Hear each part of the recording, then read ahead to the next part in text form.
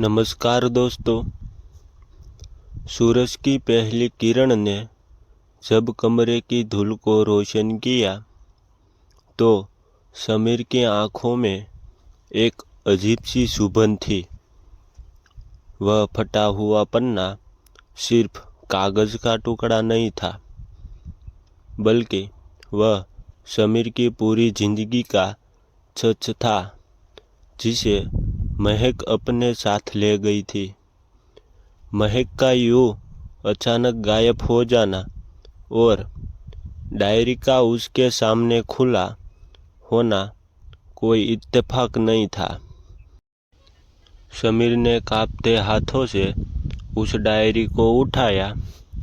पन्नों के बीच महक के परफ्यूम की धीमी महक अभी भी बाकी थी, जो रात के उस रूमानी मंजर की याद दिला रही थी।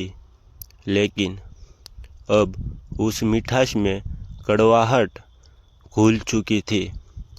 समीर ने पढ़ना शुरू किया तो उसके पैरों तले जमीन खिसक गई।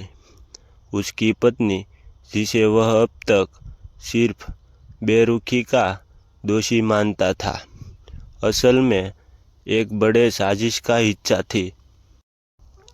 डायरी में लिखा था कि कैसे उनके परिवार की संपत्ति को हड़पने के लिए समीर को धीरे धीरे मानसिक रूप से बीमार साबित करने की कोशिश की जा रही थी।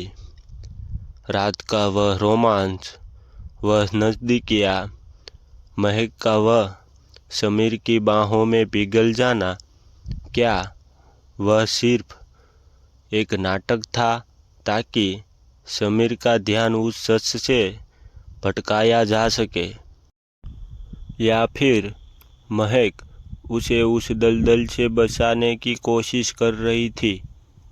सस्पेंस तब और गहरा गया जब समीर ने तकिए के नीचे एक छोटा सा नोट पाया, जिस पर लिखा था, भाग सको तो भाग जाओ, वो लोग आ रहे हैं। समीर का दिल तेजी से धड़कने लगा।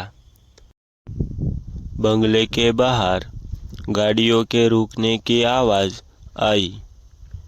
उसे समझ नहीं आ रहा था कि वह महक पर यकीन करे या उसे अपनी बर्बादी का मोहरा समझे।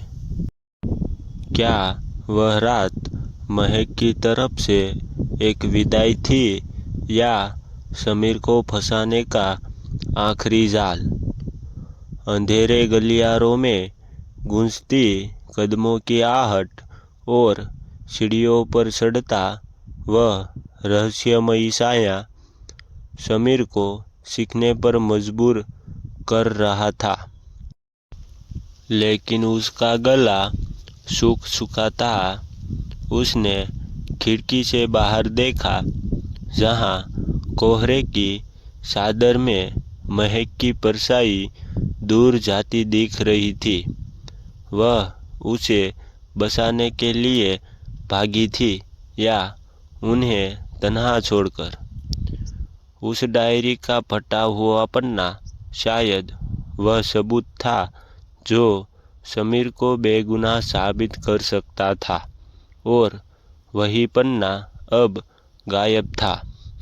प्यार, धोखा और खौफ के उस चौराहे पर खड़ा समीर अब जान चुका था कि वह रात उनकी आखिरी आम मुलाकात नहीं थी, बल्कि एक खूनी खेल की शुरुआत थी।